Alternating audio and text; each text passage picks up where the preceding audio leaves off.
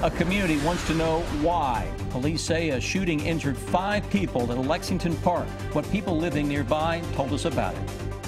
We're learning a lot more about the brutal beating of an 86-year-old Rockcastle County woman, including what police believe was at least one of the murder weapons, a TV set. A WKYT exclusive, the mother of a Marine murdered in Lexington a year ago talks to us about how she wants him to be remembered.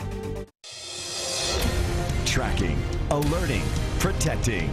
This is WKYT News at 6.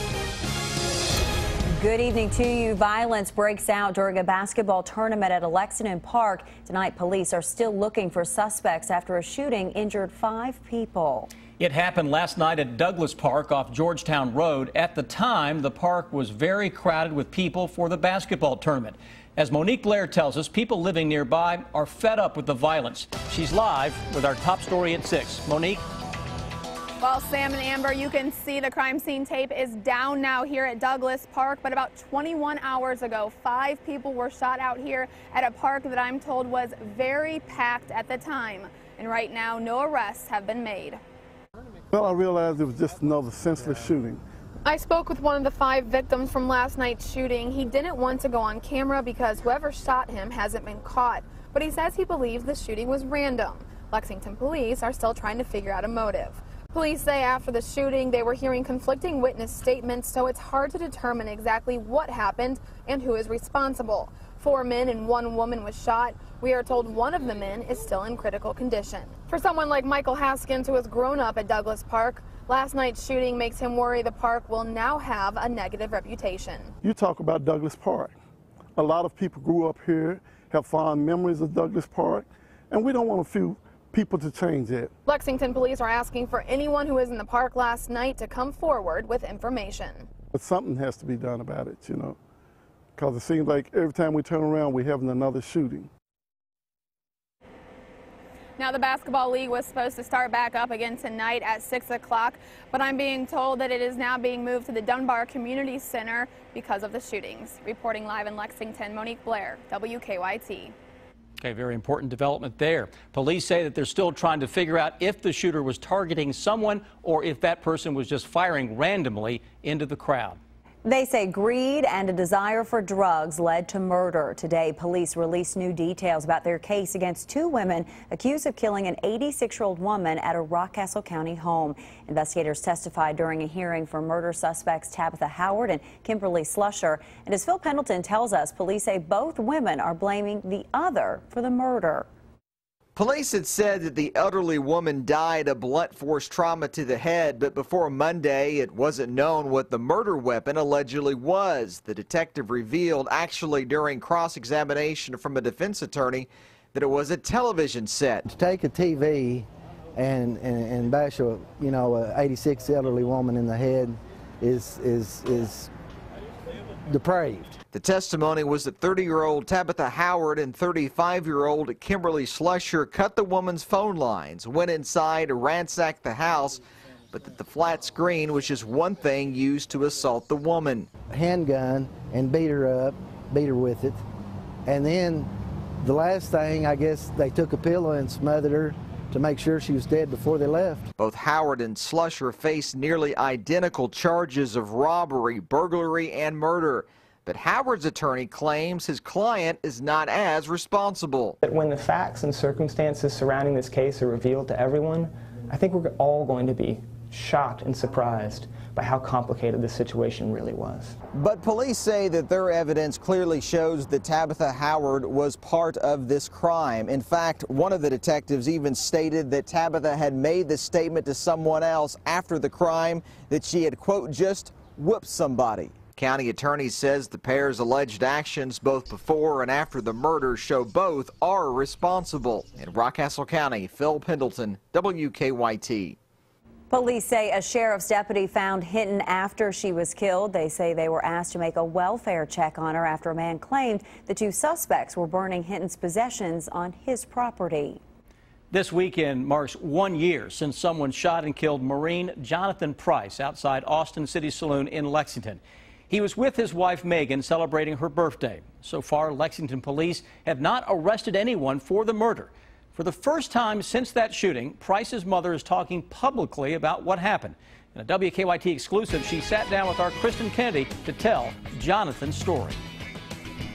Jonathan was a very easy child to raise. He did well in school. He played sports. Debbie Price was very close to her son. He was a hugger. When Jonathan was little, he came home one day and said he had a secret code for us, and it was 143. The 1 was I, the 4 was love, and the 3 was you. Growing up, the numbers were a constant connection. No one else knew what it meant, but he and I knew what it meant. We used it in our text. We used it in our phone calls, cards, letters. It was just something that was really special. So after Jonathan died, I thought 143 was so special, and I just happened to find these numbers. The last night they shared them, those 3 numbers now hanging outside her home, was the night Jonathan died. The last night he said it to me was that Friday night when they left to go out to eat. The Marine and his wife Megan were out celebrating her birthday. And he had told me when he left that they'd be home by midnight. So when it got to be midnight and they still weren't home, I actually had never gone to bed because I knew something was wrong. Just had that feeling. 3 hours past the time Debbie expected her son and daughter-in-law to arrive at her home, she was arriving at UK Chandler Hospital. Police told her someone shot and killed her son. I'll be honest, there's not been a day that I haven't cried at some point. It's like there's a hole in my heart, and I don't think it can ever be repaired. But I'm grateful that I have good memories to help fill in that hole. Debbie's home holds more than memories. A shadow box on the mantle protects her son's fatigues and dog tags. Figurines across the room, reminder of their love. A candle Megan gave her. No day shall erase you from the memory of time. Makes her smile. That's probably one of my favorites. And pages of pictures that could fill a room, fill her heart. Yeah. And you can see that I always had that smile, and that's one thing that people will tell me they missed, is that smile.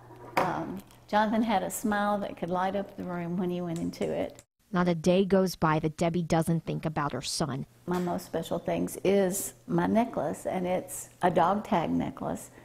Jonathan's picture's on it. And every month or so, she says Lexington investigators talk to her or to Megan to let them know they're still searching for his killer. Do you think that police will ever find the person or people who killed Jonathan? Yes, I do.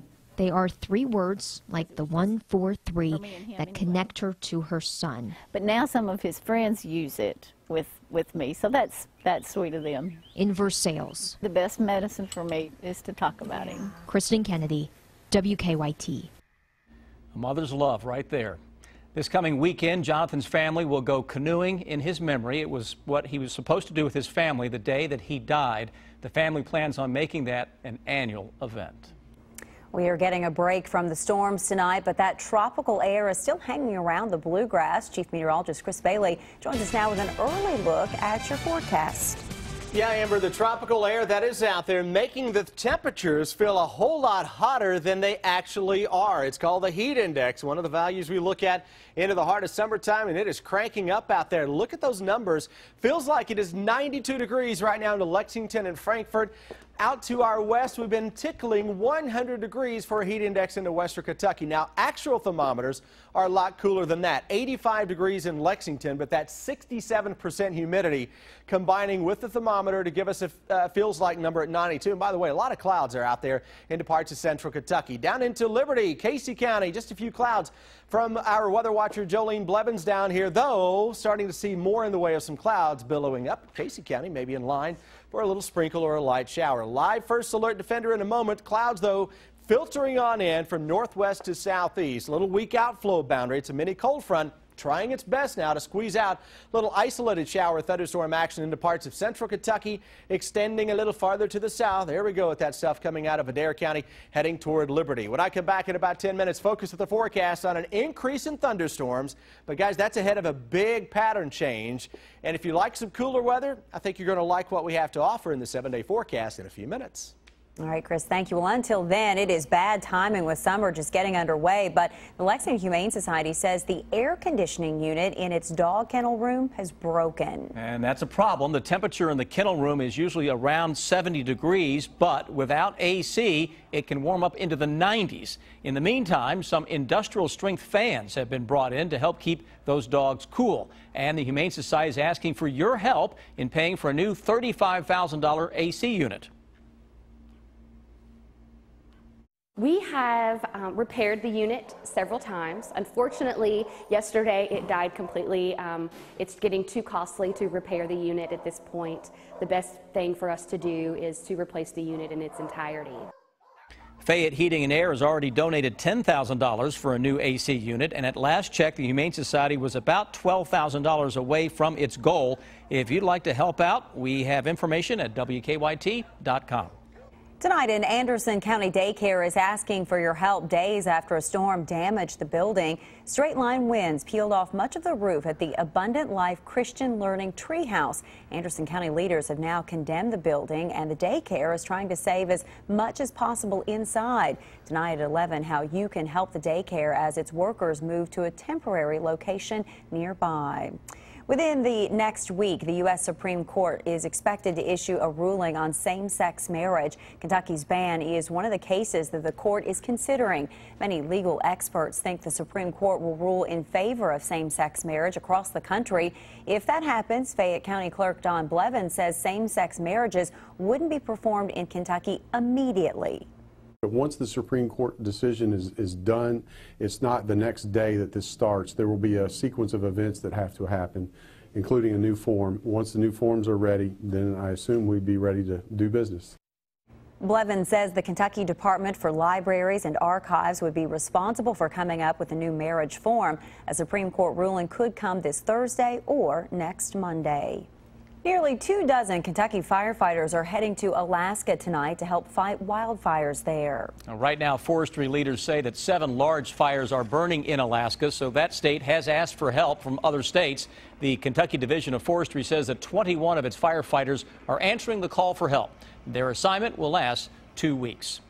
Some of Lexington's rich history will soon be featured on national television. Mayor Jim Gray and Time Warner Cable welcomed C-SPAN to Lexington today. The cable network is exploring some of the city's historic sites and literary life, and C-SPAN representatives are also talking to people here to learn more about Lexington's history. You were able to find cities that have this unique history and nonfiction literary life. And honestly, every city has a story to tell. Lexington, as we found, has a lot of stories to tell. Yes, we do. These segments featuring Lexington will air on C-SPAN 2 and C-SPAN 3 on July 18th and 19th.